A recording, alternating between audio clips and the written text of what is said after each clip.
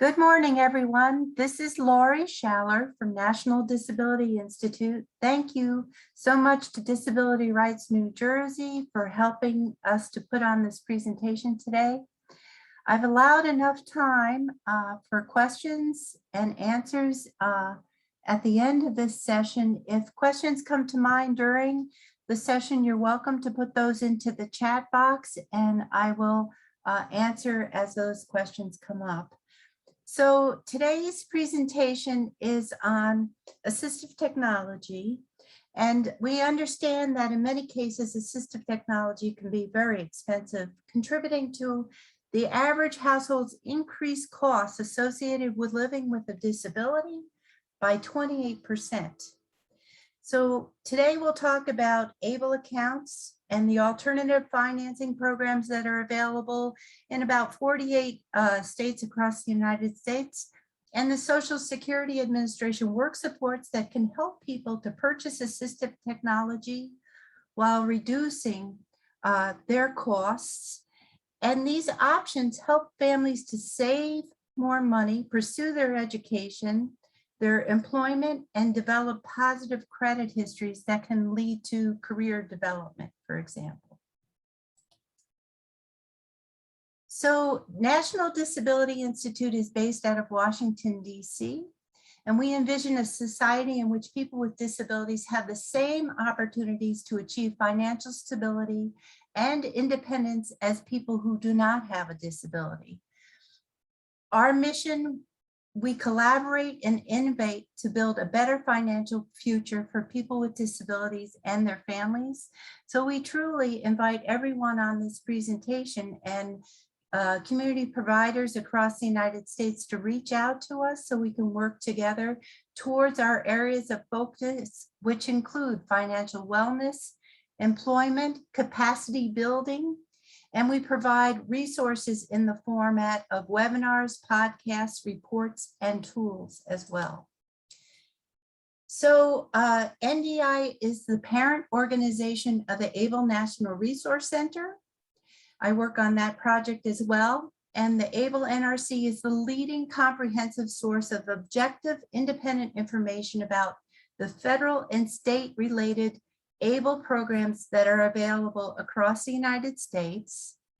And we provide education and promote the support and the positive impact ABLE accounts can make on the lives of about 8 million people who live in the United States. And our pioneering work in this area and subject matter experts makes us the foremost authority on topics related to the ABLE accounts or achieving a better life experience. And you're welcome to go to our website, ablenrc.org. So just to begin with, to make sure we're all on the page about the broad nature of what assistive technology is, that is any device that can help a person who has a disability or a person who is a senior, a person who has a condition perform an action that a person who does not have a disability can typically do.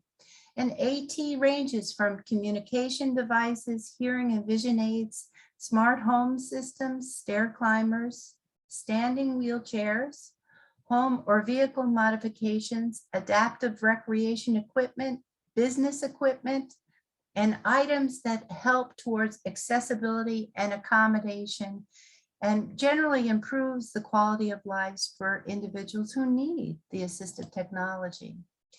So here at NDI, a report was prepared evaluating the extra costs of households who have a member who has a disability. And this simply pertains to households that where an individual is working and has additional income above disability or retirement income. So households containing an adult with a work disability require on average 28% more income or an additional $17,750 a year at the median household income to obtain the same standard of living as a comparable household without a member who has a disability. So an ABLE account is a protected savings account that can help to cover many of these extra expenses, including assistive technology and assistive technology support services. Using an alternative financing program to purchase assistive technology can further leverage the ABLE savings and work supports, helping that individual to develop or improve their credit history as well. So, what is an ABLE account? An ABLE account is a Section 529A savings and investment account owned by a person who has a physical, mental disability or blindness that began prior to age 26. If the person receives SSI and or SSDI since prior to age 26, they are categorically eligible for an ABLE account. And if that person never received SSI or SSDI or has worked to the level that they no longer receive SSI or SSDI, but they still have a disability, they can ask their physician to complete a signed disability indicating that that condition began prior to age 26 and is expected to continue for at least an additional 12 months, and they are eligible to open an ABLE account. An ABLE account can be opened at any age. An ABLE account savings does not supplant or replace other benefit program sources of funding. It can be used to supplement funding sources from federal benefit programs and state benefit programs. So for that individual who may receive SSI, they are limited to saving up to $100,000 within their ABLE account, and that is not counted towards the SSI resource limit that is usually set at $2,000 or $3,000 for a couple. And a person can have any amount of ABLE savings, and it will not affect their FAFSA free application for federal student aid, their HUD benefits, their SNAP benefits, SSDI, any type of Medicaid or Medicare, including the Medicare savings programs. And just so you're aware, if you help people to apply for Medicaid services, they can deposit, if they're over-resourced, up to $15,000 into their ABLE account, and that then may reduce that person's countable resources so that they are then eligible for Medicaid. There is no 5-year look-back period for contributions made to an ABLE account in regards to that person's Medicaid eligibility. And that information is posted at the ABLE National Resource Center under federal guidance. And the last slide of our deck today shares different resources that we'll be talking about during today's presentation. So New Jersey has their own ABLE account, and that ABLE account is opened online. Some people have inadvertently gone to their local bank to open an ABLE account, and the bank did not inform individuals that they were in fact opening a trust with that bank. So it's important that people understand that to open a New Jersey ABLE account, a person needs to go to the website to open that account, and that information is posted at our website as well. So up to $15,000 in annual contributions can be made into that person's ABLE account. And this is consistent regardless of what ABLE plan the person may choose from across the United States. Contributions rolled over from a 529 college savings account can be included in that $15,000 contribution. Family and friends can deposit money directly into the ABLE account that does not impact that person's eligibility for SSI that month. A special needs or a pooled trust can deposit up to $15,000, so the person can reduce their expenses associated with administration costs with the trust and reduce their tax liability on trust holdings as well. And they can also deposit their extra SSI and or SSDI into their ABLE account. If that person works, They do not participate in an employer-sponsored retirement plan within that calendar year. They can contribute up to an additional $12,760 into their ABLE account this calendar year. And over time, the balance limit can go up to $305,000. So again, just to review, a person who selects the New Jersey ABLE plan can save over time up to $305,000 in their ABLE account at any one time. The person who receives SSI should limit their ABLE savings to $100,000 so that it does not impact that month's SSI payment. There are fees. They are minimal. It may range between $45 and $60 per year. And the ABLE account offers 6 investment options within the New Jersey ABLE plan. And as those accounts accrue interest, that is not countable income for that ABLE account owner, and that is not taxable income as long as those monies are spent on qualified disability expenses, which include assistive technology. But it can cover many of those barriers for people who have disabilities towards continuing education, to meet their basic living expenses, including food and shelter. It can cover housing, including utilities, rent, a home modification, the purchase of a home, property taxes, and it's much more broad. And this allows, again, remember, that family member to contribute directly into that person's ABLE account so that maybe they can afford more expensive housing, because we do understand that is an issue for residents, particularly in New Jersey and New York State. These funds can be used to cover transportation expenses, which may be an issue for individuals who are working or who have medical appointments they need to get to.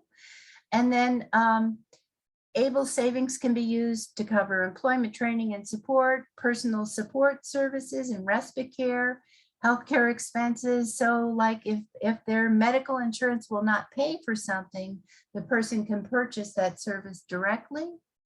And this is particularly helpful for an individual, for example, who may have a mental health condition, and they are approved for counseling sessions, maybe 1 hour each week. They could choose additional hours if they choose to. And this also covers disability related vacations and recreational activities, legal fees, financial management, and the funds can be used to cover funeral and burial expenses as well.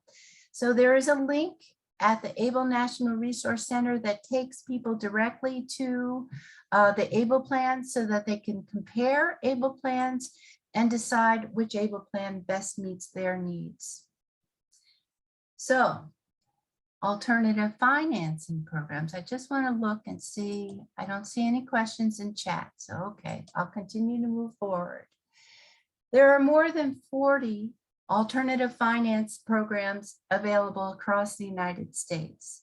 So I cover New York State and New Jersey.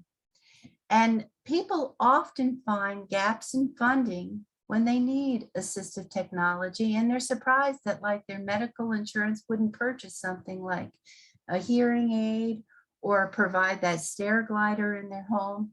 And grants may be available, but often they will not cover that person's specific condition or whatever may come up, that the person may not be eligible for a particular grant. And in many cases, a person needs to purchase the assistive technology. And that can include hearing and vision aids, accessible home or vehicle modifications, adaptive recreational equipment, standing wheelchairs, whatever that individual has determined will help them to improve their quality of life and functioning within a nursing home or within the community. So when someone calls me, we provide referrals, helping people to reduce the cost of their assistive technology purchase. And the programs can offer affordable loans with favorable lending terms. The loans, in fact, may be a credit building opportunity for those who have no credit or may have a low credit score. The programs may also offer refinancing options. So I meet many people who, when they go to a modified vehicle dealership, they did not realize that they were driving away at 30% interest for a 15-year term on that modified vehicle loan that they got within 5 minutes. So that person can contact one of these alternative financing programs across the United States and apply for a loan to reduce the interest that they would otherwise be paying in fees and save them, in many cases, considerable money. And we'll talk further about that in the presentation. So we received a grant in 2014 from the U.S. Department of Education's Rehabilitation Services to be able to implement this program. We provide those referrals. We have posted at our website both a New Jersey AT resource guide and a New York AT resource guide to help people find other sources of funding or select the assistive technology that would best meet their need.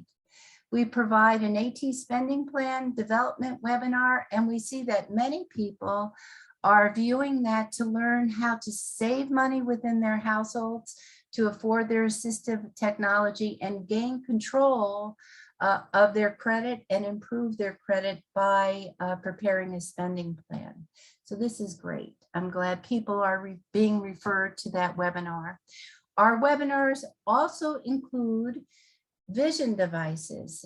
So we have, for example, OrCam devices highlighted.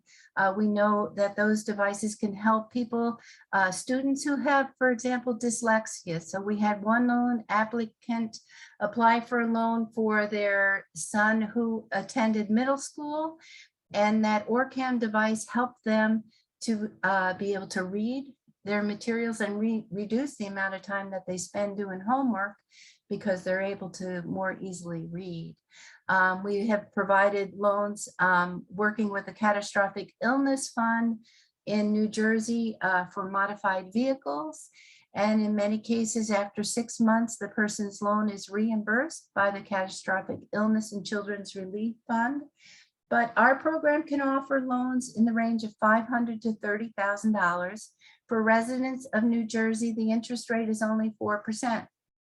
So to reach that, we pay the bank for every loan that is issued to reduce the loan so that the borrower experiences a 4% interest rate.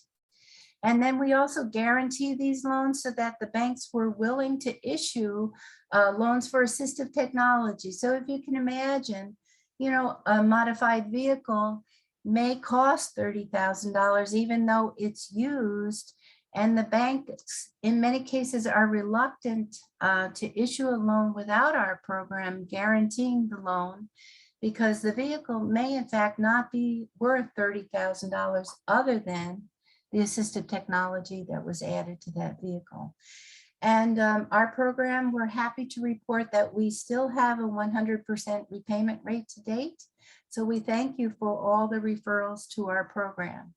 So just to give you an idea of how much money people can save by going through one of these alternative financing programs, or in our case, the National Disability Institute Assistive Technology Loan Program.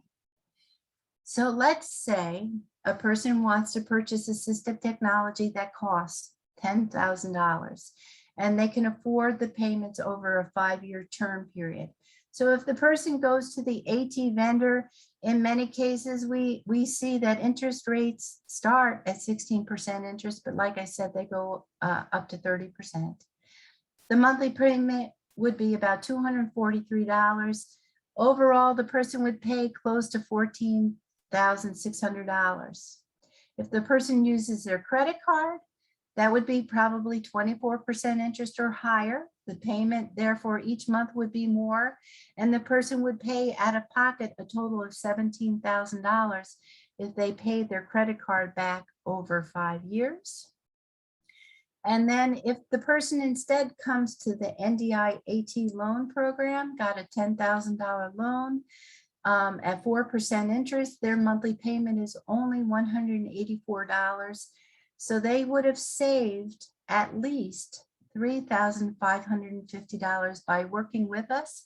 And because the banks report people's timely payments, that person is either improving their credit score or developing a positive credit score by working with us.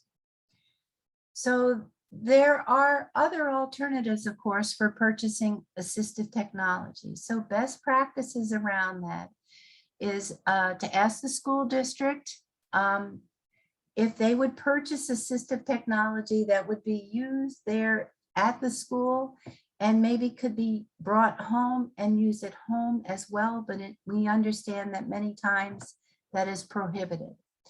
But the request for assistive technology made to that school district needs to be included in that IEP. And many IEPs now are including information relevant to informing families that their child is eligible for an ABLE account at any age. Therefore, that parent can open that ABLE account for that youth who has a disability. And those monies can be used to purchase assistive technology, or the family can begin to save for that youth's additional education or recreation events and things of that nature. So AT needed for employment may be provided by the employer, by DVRS, by Commission for the Blind, or the Department of Labor.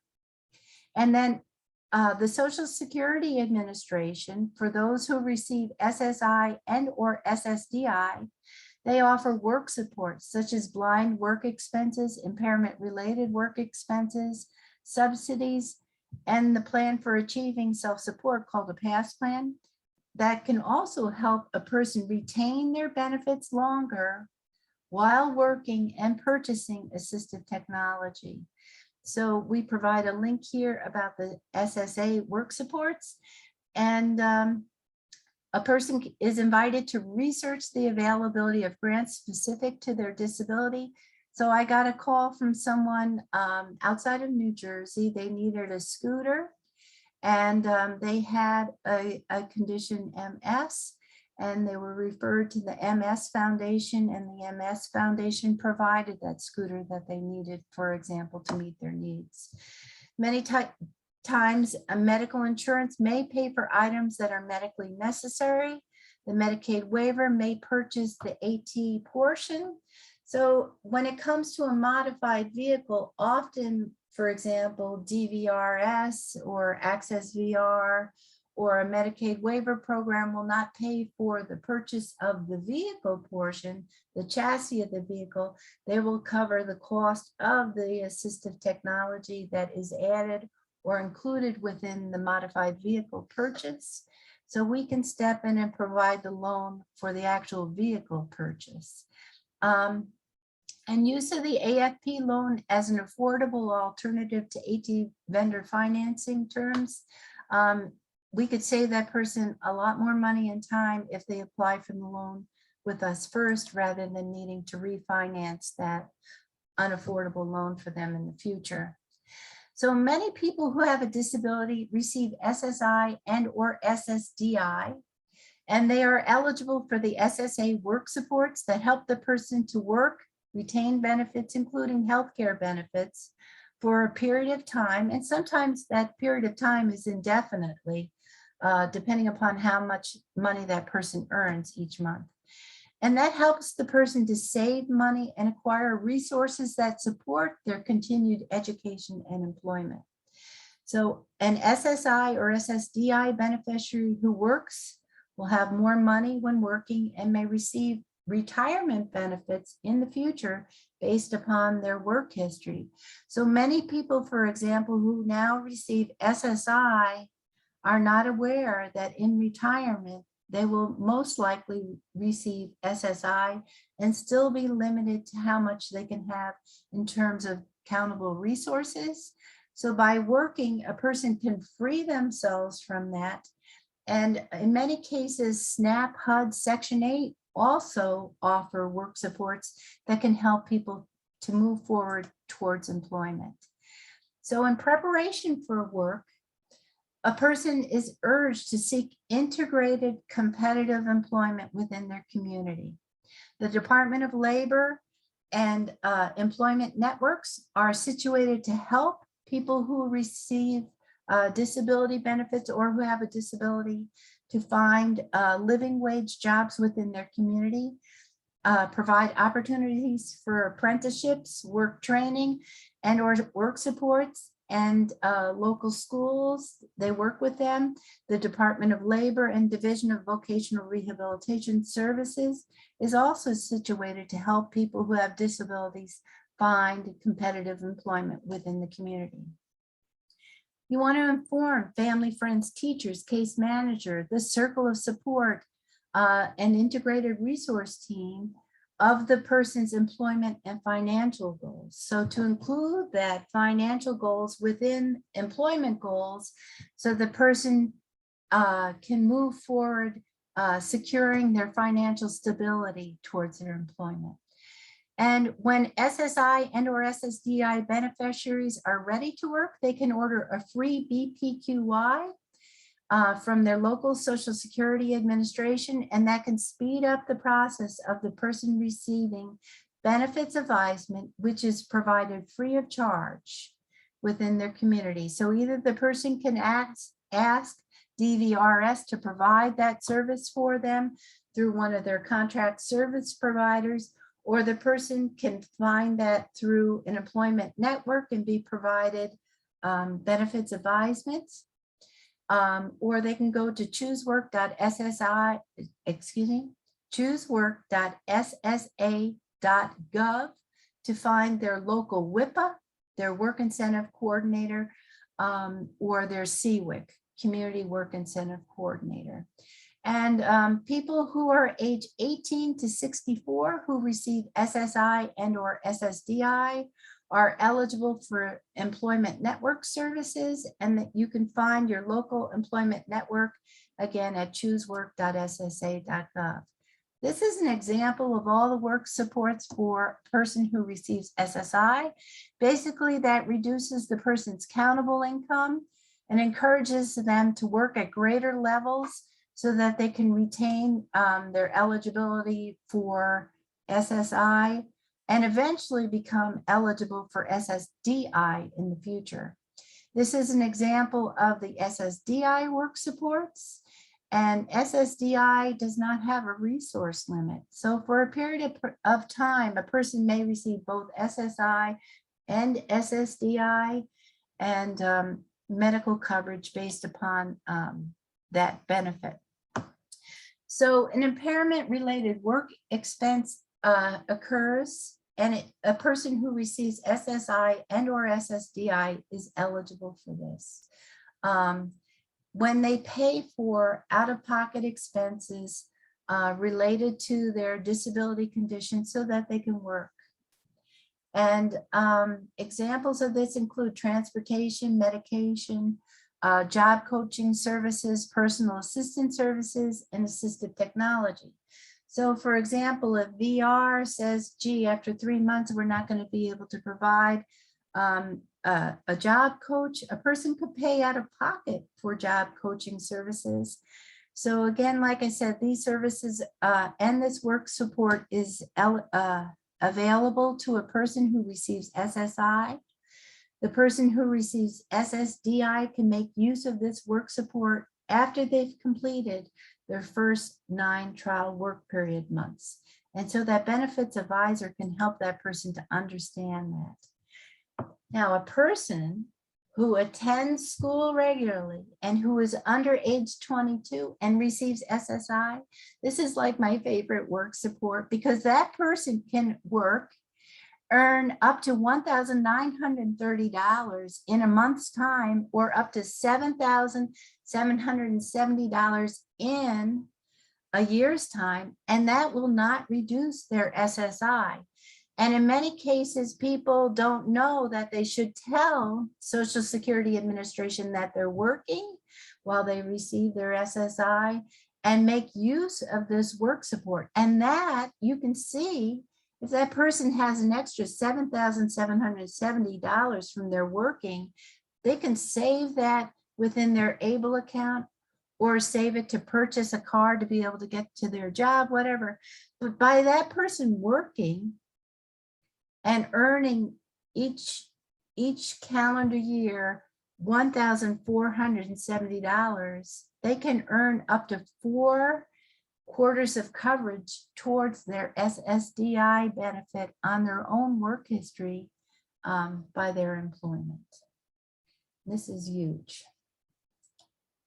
So this is an example, and you can see here by working and earning $1,040 in a month's time, this person would have more money in their pocket, $1,865.25 by working and making use of the student earned income exclusion work support.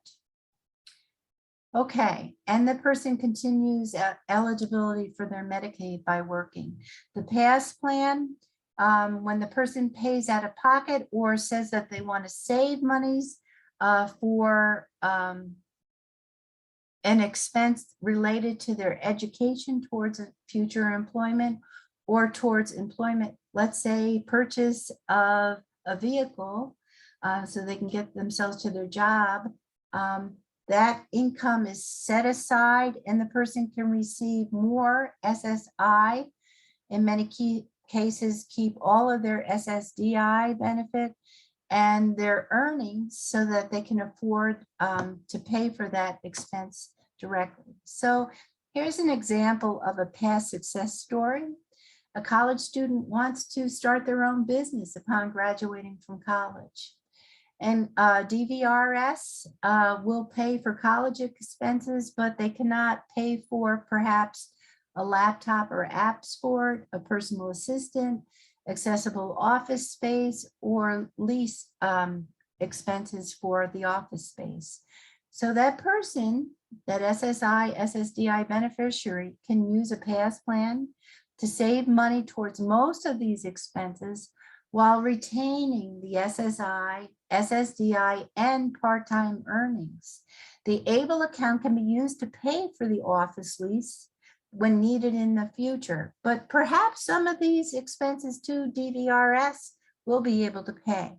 But it offers more options for this person to begin saving money in their ABLE account as soon as possible, because that does not disqualify them, for example, for DVRS or access VR services. And having this ABLE savings can help to support use of the PASS as business plan expenses are covered. Okay, and so here's a list of resources I wanted to share. This slide deck is posted within the notes section, so you're welcome to take this home to your agency. You're welcome within your agency presentations to share the recorded webinars that we have on our National Disability Institute Assistive Technology site, in addition to the spending plan for all of your customers. And I have in fact heard from many case managers and school teachers who say that by doing that spending plan themselves, they were better able to reach their financial goals. So I would like to open this session up for questions, and feel free, you can unmic yourself and ask me real-time questions. If you want me to go back to any slides, I can go back and highlight any questions you may have. So if you'd like to put in the chat box, have you heard about these ABLE accounts in the past?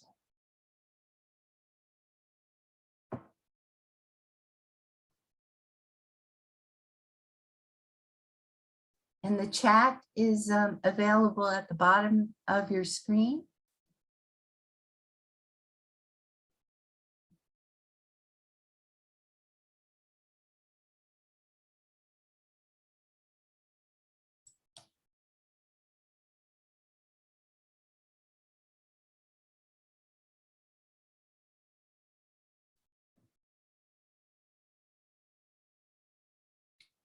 Okay, so we have another like 10 minutes. Maybe I should take you to our website, and I can show you where our resources can be found.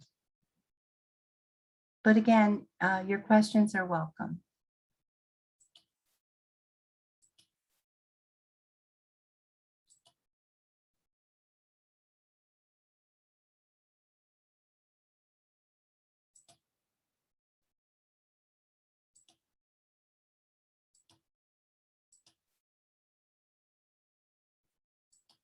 And I'm trying to get there. 18 loan program, here we go. Assistive technology. So I'll take you here now. Meeting, share screen. And I see we have a question. So let me see where.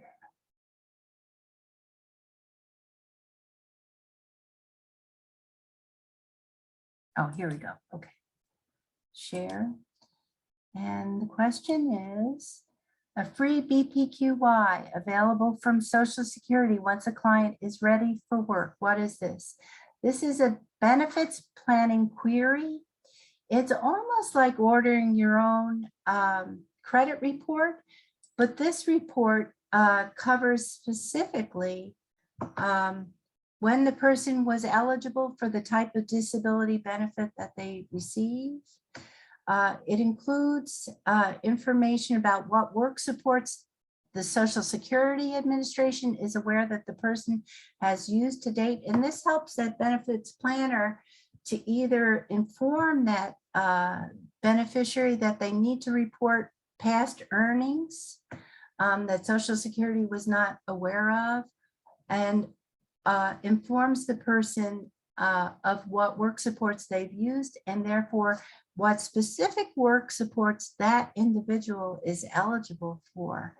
And it's really different for every person, depending upon their abilities, their work level, and their particular needs around even education and employment. So this is our National Disability Institute Assistive Technology website here. And I'm going to scroll down a little bit. So people can just do a spending plan if they choose to, and they can take the loan orientation, which is recorded event. And here you can see that we have recorded presentations from WheelPad, for example. That is a unit that can be rolled up to your home within just 2 or 3 days. It is totally accessible. It's ready for electrical, sewage hookup and water access. And it can include an accessible bedroom at the first level and an accessible bathroom. And we can provide a loan up to $30,000 to help a person to afford that unit. So our loan program, a person doesn't need to receive disability benefits. It can be anyone who needs assistive technology. So if your parents, for example, someone just had a stroke and they're living in a split level home like I do, that WheelPad unit could help that person to stay in the community and live in an accessible unit attached to the present home, or be separate from the home if need be. We shared highlights of Axio Bionics. This is assistive technology that a person wears, and it can stimulate the person's muscles so that they can more easily participate in recreation activities, help them to walk. It is really quite dramatic. And I was surprised how affordable those devices are. And this is one thing I want to talk about, because we always talk about, you know, how expensive assistive technology is, but I got a call from a case manager in New York City recently. A person was in the wrong size wheelchair. and it was a manual wheelchair, and their insurance would not pay for a powered wheelchair. When I shared that the cost each month for that SSI recipient would only be $54 a month for a powered wheelchair, that case manager was shocked how affordable, in fact, that loan was. But we were able to work together, and we found another resource so that a power wheelchair was provided for that individual who needed it. We highlighted the velo chair. So a person has use of one arm or one leg can use this and get exercise within their wheelchair as they move throughout their day. We provided information here in New York State. There's the trade program, and many of the centers for independent living provide that trade services for assistive technology assessment. They can provide lending of assistive technology until the person can purchase the assistive technology. In some cases, the assistive technology can be provided at no cost through the trade program. And we understand that their Advancing Opportunities has the same program available for New Jersey residents and other providers as well. So we want to work together with the New Jersey and New York State providers to ensure that everyone is getting affordable assistive technology. This here is that credit and loan orientation session I mentioned. People are welcome to click on that. It takes about an hour to participate. You can stop it, restart it, and you can use this again within your service delivery to inform people of our loan program. This is the recording on the OrCam vision devices. So you can share this with your students, with seniors within your senior centers. So they learn about these OrCam devices. And I personally love the Grit Freedom chair. So these chairs work on beaches through snow, and it can really help a person who needs assistive technology in the form of an accessible wheelchair to get around their community. So I understand we have 5 more minutes, and just wanted to invite any questions. You're welcome to unmute yourself and ask any questions. And I am available each day from 8 until 5. You're welcome to give me a call. And my direct line is 202-449-9521. And let me just go down on our site a little bit further. So we have spotlights here, like I said, of different assistive technology. Here's a flyer if you want to download this, print it out, give it to all your customers. And if someone does not live in New Jersey or New York, here is a list of all the assistive technology loan programs across the United States. And here's that resource guide that I had mentioned, for example, for residents of New Jersey or New York. And we have the AT loan program fact sheet. We have a trifold brochure for both New York and New Jersey. And you're welcome to refer people to us. I urge everyone to speak with me before they complete an application, because about 90% of people who call were able to find a line of funding to help them purchase the assistive technology that they need. So here's an example of the information provided in the New York State assistive technology flyer. And I want to thank everyone for joining us today. Have a good day.